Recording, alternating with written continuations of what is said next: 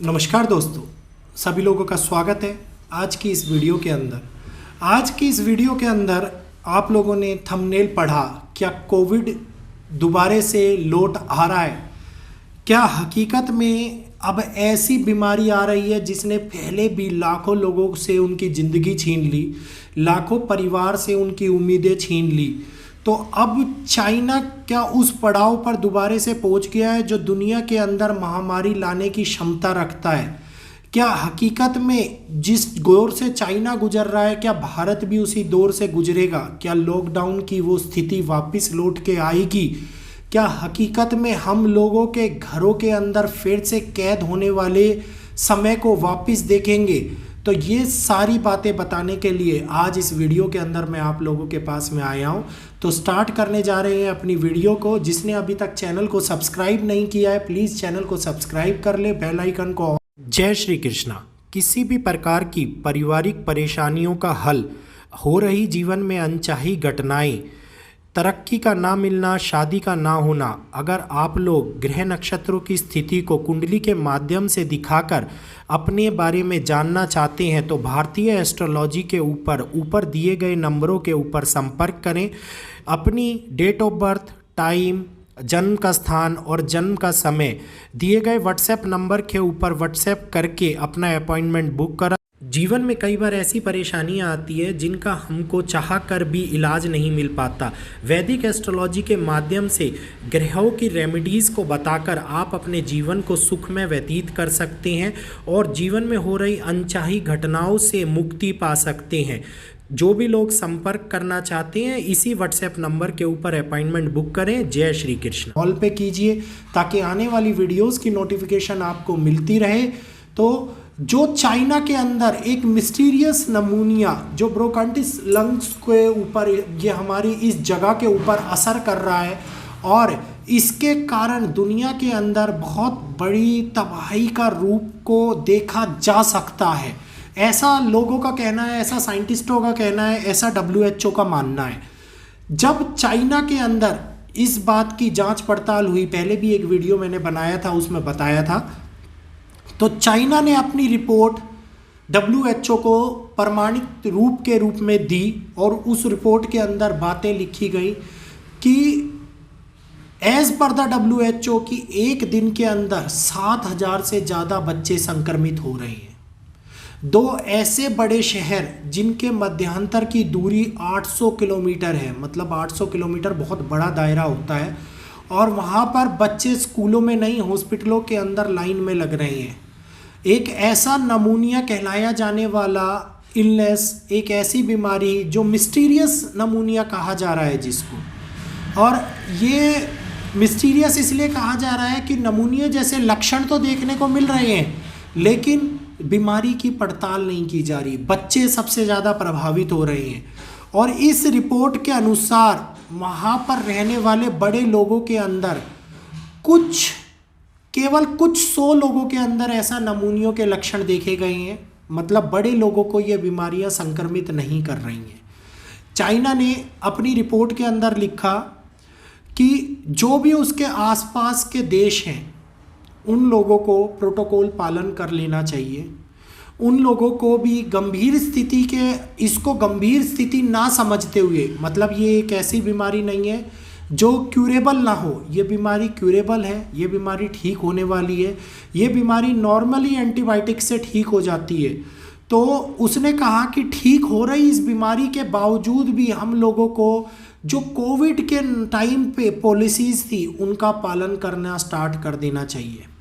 Already in दो बड़े शहरों के अंदर चाइना ने उन पॉलिसीज़ का पालन करना स्टार्ट कर भी दिया है।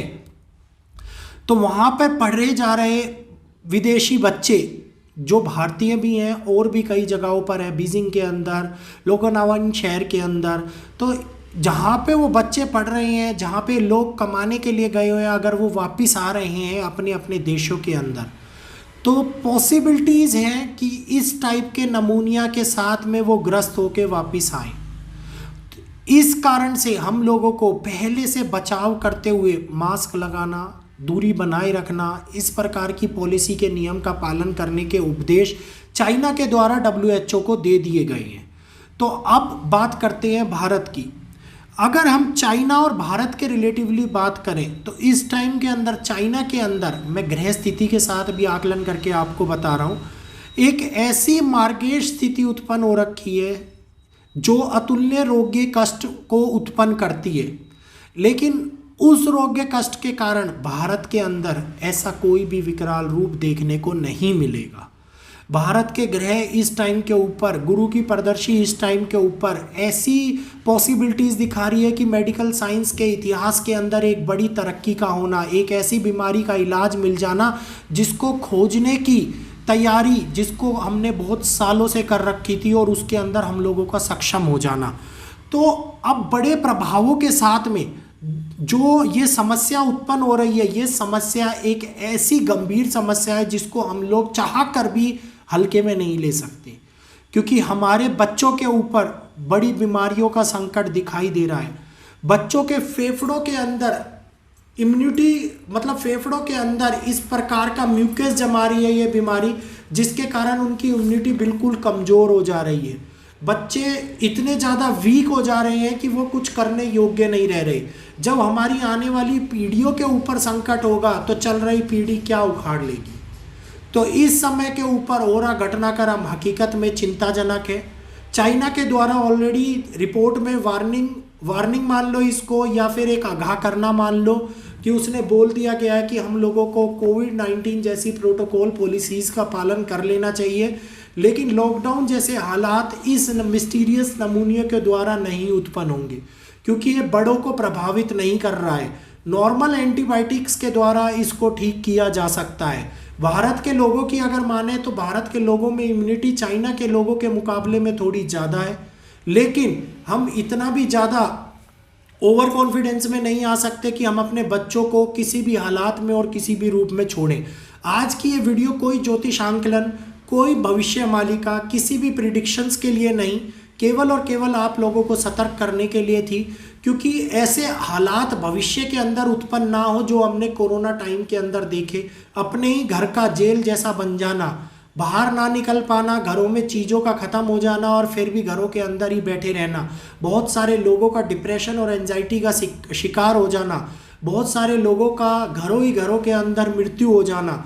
तो बहुत बड़ी और बहुत ही दुखद टाइम से हम लोग ऑलरेडी गुजर के आ चुके हैं। तो हम नहीं चाहते कि आने वाले टाइम के अंदर ऐसा समय फिर से भारत के अंदर लौट के आए। तो कृपया करके थोड़ा सा अपने और अपने परिवारों का ख्याल रखें, साफ सुथरे तरीके से अनुयायी चीज़ों का पालन करें, पॉलिसीज़ का पालन करें। भीड़ भाड़ वाले इलाके में अगर हम लोग जा रहे हैं तो अभी भी मास्क लगा के जाए, उसमें कोई शर्म नहीं है, लेकिन अपने और अपने परिवार का बचाव जरूर है। तो हो सकता है कि आने वाले टाइम के अंदर इस नमूने के कारण कई देश प्रभावित हो, जिसमें से 4 या 5 देशों के अंदर ये ऑलरेडी मिल भी गया है। अब क्या स्थिति उत्पन्न होगी वो आने वाला समय ही बताएगा। ज्योतिष आकलन के माध्यम से भारत की परिस्थितियों के बारे में भी मैं आप लोगों को जरूर बताऊंगा कि क्या ये बीमारी भारत के ऊपर इतना ज़्यादा असर डालेगी। आज के लिए इतना ही। सभी लोगों का ये वीडियो देखने के लिए बहुत बहुत धन्यवाद। जय श्री कृष्णा, जय जगन्नाथ।